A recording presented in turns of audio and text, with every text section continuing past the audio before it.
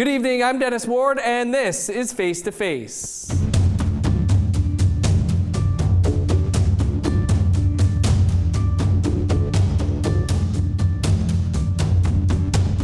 Our guest this week is Dene filmmaker Kelvin Redvers. His first feature film, the thriller Cold Road, starring Roseanne Superno, is about an Indigenous woman and her dog being hunted by a stranger in a semi-truck on an isolated highway in the north. Redvers has worked in film and media for more than 20 years. In 2016, he also co-founded We Matter, a national campaign supporting youth with mental health. His work on the campaign earned him the Meritorious Service Medal, one of the highest civilian honors for any Canadian. Kelvin, thanks so much for being with us this week from our Vancouver studio. Oh my goodness, thank you for having me. And congrats on the film. Obviously, let's start with Cold Road. As we mentioned, an Indigenous woman and her dog on the vast, barren northern highways. She's heading home to be with her dying mom. How would you describe the film? This film is a thriller through and through. When I grew up, I would go visit some of my Dene aunties, and on the shelves of covering the entire home, there would be VHS tapes of like pulpy thrillers from the 60s, the 70s, the 80s, the 90s. And, you know, it always felt that like us as Indigenous folks that, you know, we never got to be in those types of movies. And that was the goal, was to make a thriller that could feel like those kind of pulpy thrillers that, you know, those classic movie thrillers that you like. But, you know, it's the modern day. And so we want to put these types of movies in the modern context of what it is that people like us, what Indigenous folks face. We shot it in the Northwest Territories. And I believe this is one of the most nail-biting, exciting, most meaningful movies that you could find out there right now. Well, I was lucky enough to be able to watch it yesterday, so, you know, it really took me back to the film Duel. For some reason, I remember that film from when I was a kid and saw it on TV, one of Spielberg's first films. What were some of the other inspirations for you this time around for this film? Yeah, Duel was absolutely one of the inspirations. I think the biggest inspiration for what this movie is actually just where I grew up. So I grew up in Hay River in the Northwest Territories. I'm a member of the Dene First Nation, and I grew up, I think as a lot of us know what it's like to kind of drive on these northern highways in Canada, where, you know, at least if you want to drive to the next town for a hockey tournament or whatever, it might take, you know, 3 hours, it might take 5 hours to get to where you're going to go, at least where I grew up. And having spent my whole life on those highways in the wintertime when it's minus 20, if something goes wrong, like actually goes wrong, like, you know, these are actual dangerous situations. And I've been on those types of highways. I have flipped a truck once on the highway between Hay River to Fort Simpson in the Northwest Territories. And, you know, there's just a vibe and a feeling, I think, to those sorts of places. I think we all know the feeling of being out at night in the wintertime on a highway like this, and that kind of chill that you have go up your back. I would say that's the biggest inspiration for what this movie is. But also a movie like Duel, or like a movie like Blood Simple, which is like a Coen Brothers movie from the 80s, or, you know, just those kind of pulpy, old-fashioned thrillers. Like, I think a lot of times these days it feels like, you know, movies are very sort of CG heavy. They might not feel very real. So we were trying to make a movie that is so authentic to the North. It's so authentic to the types of experiences that, you know, an Indigenous woman might face on these highways, and sort of putting all those pieces together, taking, you know, the real life experiences of Northerners, taking the tropes, the genre of the Hollywood thriller, and kind of mashing them up together into something that can be like exciting, that can be thrilling, that can be nail-biting, and also just like meaningful to like the modern experience of, you know, us as Indigenous folks. I still have a VHS copy of Blood Simple in a box in my basement right now, although I don't even have a VHS player, so I can't even watch it. Yeah, you know, as a younger journalist, I drove the roads of Northern Ontario by myself every week, and there were points in this movie I was like, oh, that looks almost exactly like Northern Ontario, where you wouldn't see anybody for like 45 minutes on the road. I guess one of the major differences with those tropes, with like a film like Duel, is that this is an Indigenous woman, and the things that she encounters, others wouldn't, right? Like with the treatment that she receives from police. Yeah, absolutely. It's the kind of thing where like, I feel like, I haven't seen myself on Hollywood screens for most of my life. And I think that's probably the same for a lot of us. And, I think that's a problem. I think we want to get more Indigenous stories. And I think that like, I think we can all imagine in our heads when we think of what that classic thriller is, and especially like, that sort of classic story of like a hero up against a villain, or like, an antagonist up against a protagonist. And I definitely really wanted to make that type of movie where it's just like there's a good person and there's a bad person, and they bump up against each other, and the main character goes through like the worst of situations. Now, as soon as you do that with an Indigenous character, with a female Indigenous character, it's like right away, there's no way to avoid the types of things that I think we all are aware of, the sorts of stuff that happen like, in real life, whether it be the Highway of Tears, whether it be, issues like Starlight Tours.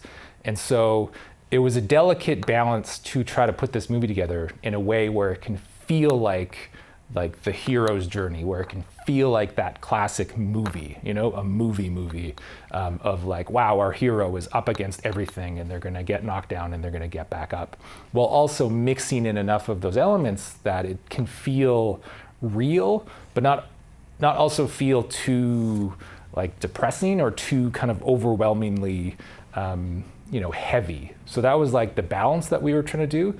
And I think that this movie kind of pulls those things off, that if you can watch it, it does feel real. And there are going to be a lot of folks who, get that emotional feeling of, wow, this is really familiar. But we wanted to do that in a way where this is a movie. It's going to lead towards, the way I think people would want a movie to end, I guess, is maybe the way that I would say it. And so hopefully all of those experiences and all those types of things that can feel really real and current, that it can also just be the experience of, watching someone overcome all of this and kind of becoming, I think Roseanne, the way she described thinking of her character as a woman refinding her spirit. And so that's what I think that the movie is as well too, of like, is that this Tracy, the lead character, is gonna go through hell, but she's gonna come out the other side. And I think everybody who watches it is gonna feel that like emotional release of, watching someone become a hero. Like one of the other things that I was felt familiar to me as well was like her character hadn't been home in a long time, right? Like just didn't go back home. Aside from like the setting in the north where you grew up and the car crash that you mentioned you had yourself, were there other things that you took from your own life for the movie? Yeah, absolutely. So I grew up in the Northwest Territories, and then at 18 I moved to Vancouver to be a filmmaker, and that was 17 years ago, 18, 20, so that's some amount of time. And when I left Northwest Territories, I was 18 and I was like, I don't ever want to go home. My home is dumb, it's stupid. I don't like, I just didn't have the pride of being proud of like who I am and where I came from. But as you get older, or as I got older anyways, like I started to like, that changed, like I started to feel more of that connection to home. Like I started to feel and realize how actually where I'm from and who I am being Dene is a part of me. Like it's a strength of who I am. And so in this story, that's very much what happens with Tracy. She's sort of going through that experience, in a condensed timeline where she hasn't been home in 8 years. Her mom has had a stroke. She is trying to get home desperately to see her mom before her mom passes away. And she's going through that guilt of like not having been home in so long. But slowly through this, riveting story of this trucker, like, trying to kill her, she's also rediscovering her own strength of like who she is and where she comes from and why she has this strength. And so, yes, absolutely. That story of Indigenous person learning to love who they are and where they come from is very much something that I've gone through myself. On top of this, like, thriller of this, woman literally just trying to survive from this stranger in a semi-truck who is like pretty actively hunting her down. And like, we have some pretty exciting scenes, I think, in the movie of like actual action scenes that we shot in the Northwest Territories of we smashed cars and trucks together, and I think made some pretty exciting cinema for people to go find in this movie. Absolutely, and I want to ask you about some of those things that you filmed, but we're just going to step aside for a quick break, and then we'll continue the conversation here with Kelvin Redvers on Face to Face. Stick around.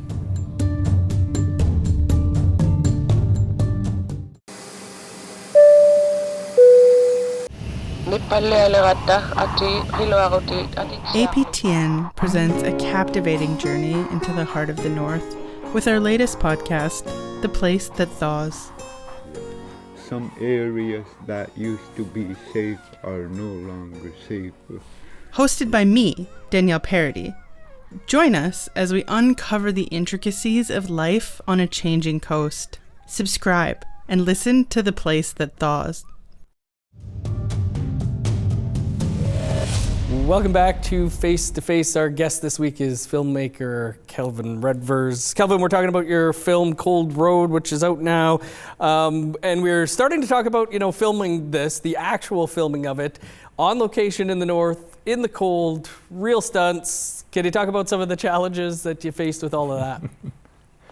Yeah, absolutely. So I feel like film audiences can kind of tell, when like a movie is real or if they're just shooting, like everything in a studio and it's all CG or whatever. This is a smaller movie, so it would have been hard to afford lots of like CG stuff. But this is a movie about an Indigenous woman driving home on a quiet highway in the north while a semi-truck is following her. And so for it to feel accurate, we did all of those things. So we shot this movie on the highway in between my hometown and my First Nation, probably the highway I've driven the most in my life. And we brought up a car, a stunt driver, a truck stunt driver, a stunt coordinator, and a car that has a camera on it with a crane. And so we did genuine stunts on the highways of Northwest Territories where we were like smashing a car and a truck together. We had a car spin out and slam into a snowbank. We had a truck do a jackknife. And we did all of those things while it was like, minus 15 in the remoteness of Northwest Territories. And the reason that we did all those things was because I feel like it just makes the movie better. Like if you actually, like when you watch, if anybody watches the trailer, which I highly recommend, just like if you just Google Cold Road trailer, you'll see some of the best stunts that we did in this movie. But also, it makes it really difficult when you're filming a movie in like minus 15. And so we shot this at the end of winter 2022, I believe, in the Northwest Territories. And we sort of thought that it was going to be a bit warmer than it was, but it ended up being like minus 20, 25, right. Sometimes even minus 30 most of the time, which made it really difficult, especially we had night shoots. So we were like out at like 3 a.m. while it's minus 25 trying to shoot this movie. We had days where we had to cancel because it was so cold. It makes for a really difficult movie. But also I think if you watch it, people can feel that like this is real, that like this is a woman and her dog outside in the north, and the breath coming out of her mouth is real, and the stunts are real. When you see the truck smash into the car, I think it makes a difference. Yeah, there's not that fake air coming out in those movies that you see that filmed on set. As we mentioned, Roseanne Superno stars in the film. Boy, she's been busy lately, but it's got an all Indigenous cast. Can you talk about the importance of that for yourself?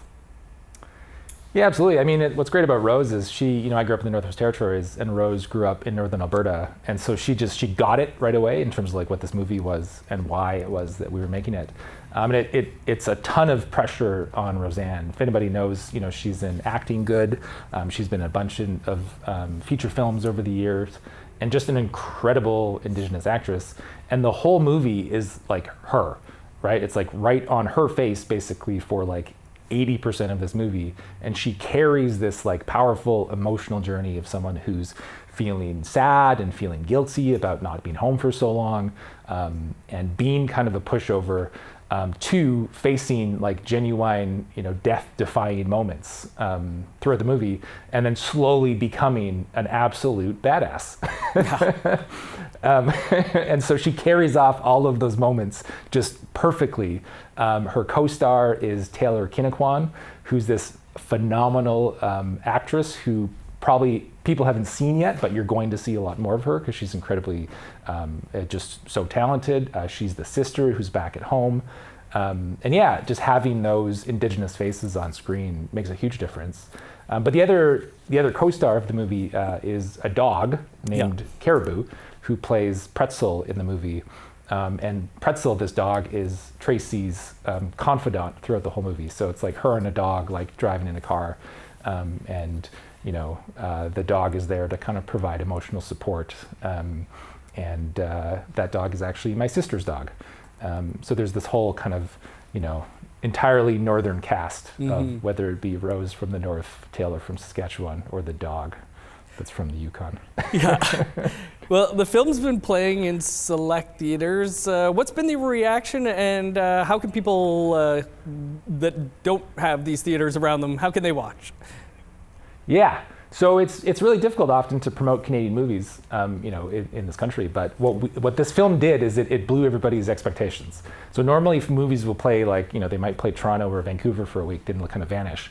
Whereas Cold Road started playing in Yellowknife, in Hay River, in Red Deer, in Lethbridge, and then it did well, and then word spread, and then it started playing all of these theaters everywhere else. So it would play North Battleford, Saskatchewan, or Wetaskiwin.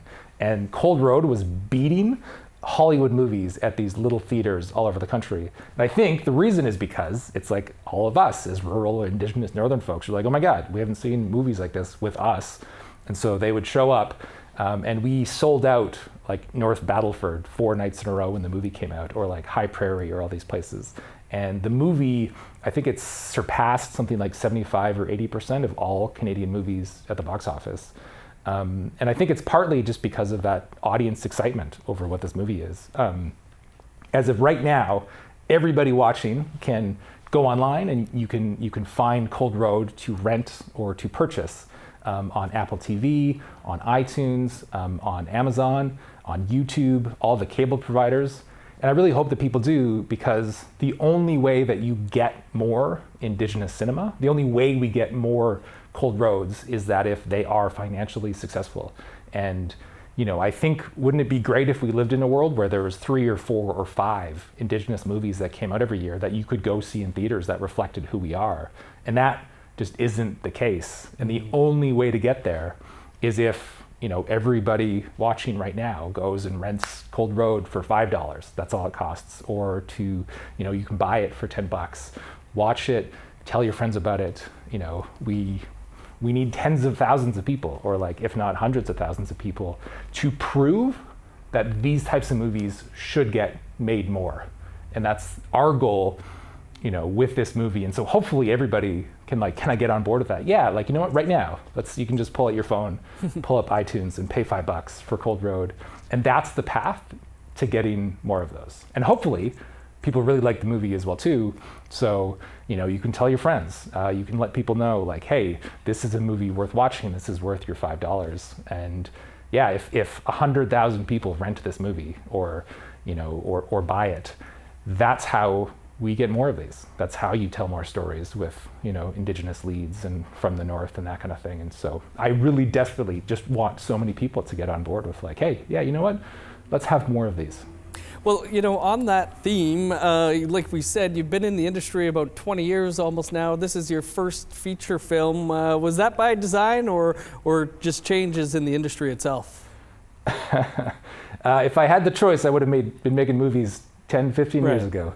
But they're expensive, Yeah. It takes a Herculean effort to get these off the ground. And even this one I've been working on for I think 4, maybe 5 years in order to get it going. And if you just think about some of the other amazing movies that have come out, from other Indigenous filmmakers, like Dene or the Marie Clements, it takes all of us 3, 4, 5, maybe more years to get to making one of these. And I've been in rooms with industry distributors, with people who make movies, and they'll just look me in the eye and say, movies like this aren't successful, or that Indigenous stories aren't financially viable, so we aren't going to make your movie.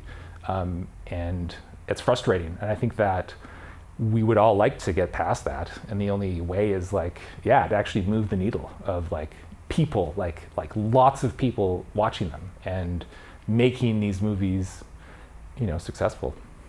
Kelvin, want to definitely touch on moving that needle. We do just have to step aside for one more quick break, and then we'll continue the conversation here on Face to Face with filmmaker Kelvin Redvers. Stick around.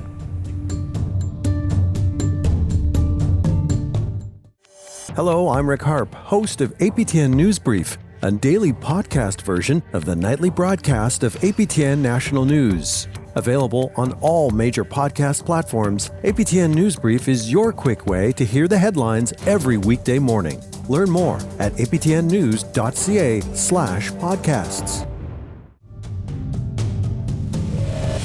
Welcome back to Face to Face. Our guest this week is Dene filmmaker Kelvin Redvers, and we've been talking about Cold Road, his first feature film that is now available for all to see, and the fact that Kelvin has 2 decades in this industry. There was a time, Kelvin, when we would only see maybe one Indigenous-led film a year, and it was based on a Joseph Boyden book, and although through Black Spruces, I still watch that every time it comes on. But what changes have you seen in the industry in that 20 years, if any, and what do you think could, push this industry forward again? Yeah, it's like slowly, even before you'd have non-Indigenous actors play Indigenous roles, slowly we're getting out of that.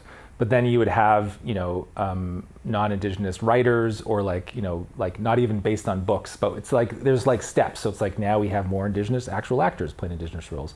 We have more stories from Indigenous novels, from writers. Now it's getting to more Indigenous writers and directors. I think the next big step is going to be producers and sort of the production companies. So it's led from the start, and if it does well, that it helps support Indigenous producers as well, and I think that we're getting there. It's just it's a long, high climb to get there, but I think we're making headway. Part of that climb, and I know we're short on time, but can we talk briefly about what happened to you at Cannes a little less than 2 years ago? This, of course, is viewed by many as the premier film festival. You're over there as part of a delegation of Indigenous filmmakers. A big moment. Can you just briefly tell us what happened and the outcome of that? Yeah, so you have to wear formal wear on the Cannes red carpet, and so that usually means tux, bow tie, but they make exceptions for different cultures. So a person in a kilt could walk the red carpet, or if they're Scottish, they could wear a kilt, or an Indian could wear a sari. So in that vein, I went in my Dene moccasins, which would be the type of thing that people get married in. Every big event, you wear your moccasins, and they saw my moccasins, and they were like, "Get the F out." Mm-hmm. No, you can't use these. And so I got kicked off of the red carpet for wearing my Indigenous moccasins, which really sucked. But it actually created this media firestorm. And so in the week after that had happened, there was 600 articles from around the world. It was a story in Variety, in the Hollywood Reporter, in Vogue. And I hope it opened a conversation about more acceptance of Indigenous people and our culture in these media spaces that we haven't been a part of for so long. Which I think probably it did. I mean, when you look at the following year at Cannes, when you have Flowers of the Killer Moon coming and all that went on with that. Kelvin, really short on time, but what more do you think could be done to help Indigenous filmmakers right now? I feel like it's $5. It's $10. It's lots of audiences showing up for these types of movies. I think that's the biggest thing, is that distributors, sales agents, even movie actors, they'll pay attention when Indigenous films are financially successful. It costs millions of dollars to make movies, and so movies should be able to make millions of dollars in order for them to keep going. And so it feels small, but it's finding ways just to put $10, to the fact of watching a movie. Hey Victor is another Indigenous movie coming out soon. If it's in a theater, go to the theater, pay $12, go watch it. Rent Cold Road, rent Hey Victor, find these other Indigenous movies and tell your friends about them. Because I think that if we can make that buzz, if you can get tens of thousands, hundreds of thousands of people watching these movies, then we will get more of them. And I think that the industry will listen to you. It'll listen to audiences. And so, that's what we're trying to get Cold Road to be the #1 film online in Canada.